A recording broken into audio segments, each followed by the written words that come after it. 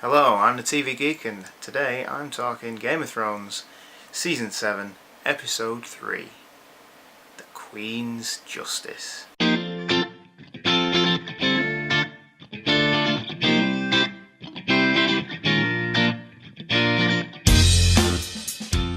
We've got another talking plot type episode today, propelling the episode with minor action moments. And I've got to say, it was excellent. I literally had goosebumps during the moments when Daenerys met Jon. It was pretty much how I expected the meeting to go. I didn't think she'd get on with him. It's not going to be full friendship at the beginning, obviously not. But once all the formalities had died down, you could definitely see some chemistry between them. They are both interested by the other. Jon is more so trying to get the dragon glass because he knows the threat that's coming. But she seems interested in him, who he is, what he's done. It was an episode made up of two halves. The first being Jon and Daenerys meeting one another, and the other being given to Cersei. Cersei gets her gift from Euron, and to celebrate she gets a little bit of brotherly love. Lena Headey in this role is absolutely perfect. It's just so evil. It's so good. I kind of expected her to, like I said in last week's episode, I kind of expected her to use the sand snakes as an example, but she locked them up and then exacted her revenge in probably the worst way possible, which is similar to how the Mad King treated the Starks early on. I said last week that I thought it would be a bloodbath, but the way it was handled, it was just perfect. It was, you couldn't knock it. She doesn't even have to go down there again. She knows she's won. It's done now. Daughter killed with a kiss. Mother made to watch daughter die. You can't knock it.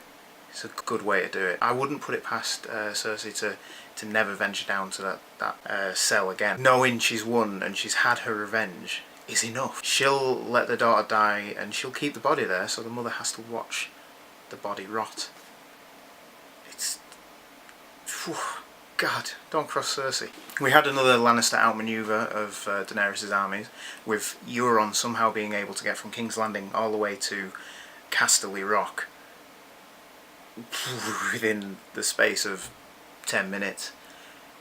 A lot of liberties have been taken with time in this series, but it makes sense because the whole series is completely devoid of fat, devoid of anything superfluous. So it makes sense that he's getting from one end of the continent to the other. It does make sense. But does this mean that Tyrion is a bad Hand of the Queen? I don't think he is. I think he's just a bad strategist. He's not a warrior. He's not like Jaime. He's more political.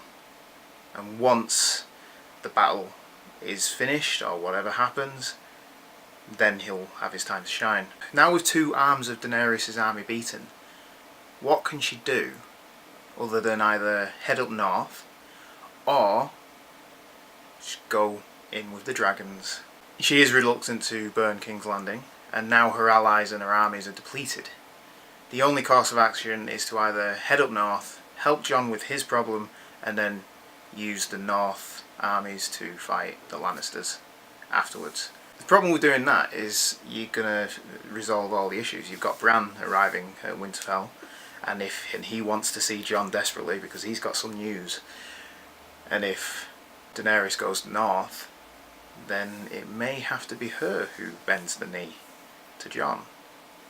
So I don't think they're going to push that this season. The thing is, if she did head north, she could have the Lannister army follow her, and then there'd be more armies up there. So when the Night King does attack, you've got everyone there, and they're going to see that there is only one true enemy, and they're going to have to band together to fight them. However, judging by what we saw in the trailer following the episode, I don't think that's the way it's going to happen. Episode 3 is the best by far of this season. Everything in the episode was worth something. It worked in a way that you're watching Daenerys meet Jon, and you're watching all that happen, and then you're going over to King's Landing, and you're not bored. You're not seeing crap being shown, just filler. Everything is meaningful, and that is what is good about this episode. I've heard people complain about the battle at Castle Rock. No, sod that. I know the other day, in the other video, I said more battles, but no, I'm wrong. More of this. I don't care about the battles. I know we're going to get a massive one in the next episode. I think this episode 4 is going to be effectively episode 9 of every other series. It's so good. The series seems to be speeding to the finale. There is no time to rest. I'm not sure if that's to the show's detriment. I don't think it is anymore. After thinking about it, everything in this episode was worth something. A lot of fat has been trimmed. People are in one place and then they are somewhere else. Euron seems to be everywhere, which does make sense because you're not going to have him travelling round. We're not going to see that on film. We are just going to see where he is, where he needs to be. I was going to say about Bran travelling down from the wall, but it doesn't matter. He's reached his destination and it works. You've got the kind of stilted reunion between the Starks, but it works. He seems to have lost all social interaction completely between the last time we saw him and now, and I don't know if it's because of who he is or because he's effectively grown up in the wild since the first series. The standout moment for me was Lady Olenna lives up to her name as the Queen of Thorns. The way she just drops in that Joffrey was a C-word was perfect. It made me laugh. She just doesn't give a crap, and she's been an outstanding character, perfectly portrayed by Dame Diana Rigg. She nails it, and the final blow to Jaime, who has brought her a poison that doesn't hurt or make her suffer. She downs it and then tells her that, I poisoned your son.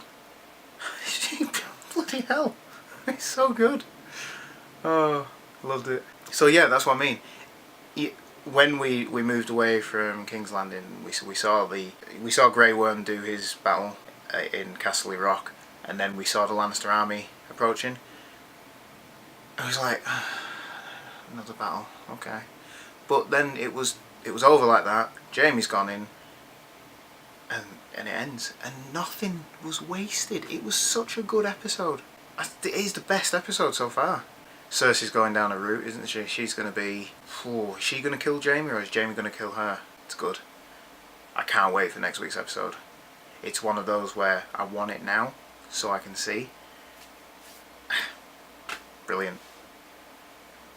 This has been a really bad review. It's just me praising the episode. So, yeah, more of that. I don't care about the battles. I want more of that, but I don't think we're going to get much more of that. I think it's going to be hitting boiling point, and it's good. This has been recorded after the review has been finished.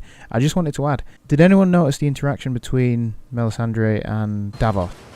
Please, this way.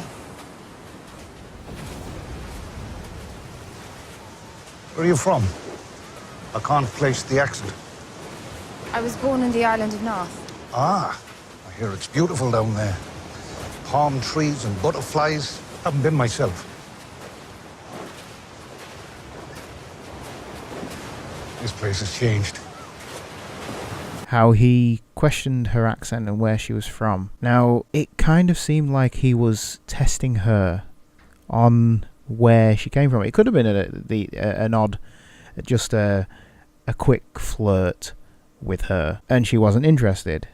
He's saying, I've been there. Is that this island or whatever? But it just seemed a little bit odd. Like, he recognised her. Is she the one who's feeding the Lannisters all the information of where the battles are going to take place? Has he discovered that she is a mole? Is she a mole? Like I said, nothing in this series, this season, is wasted. Everything is essential. Like, you had Mark Gatiss turn up, and there is a reason for that.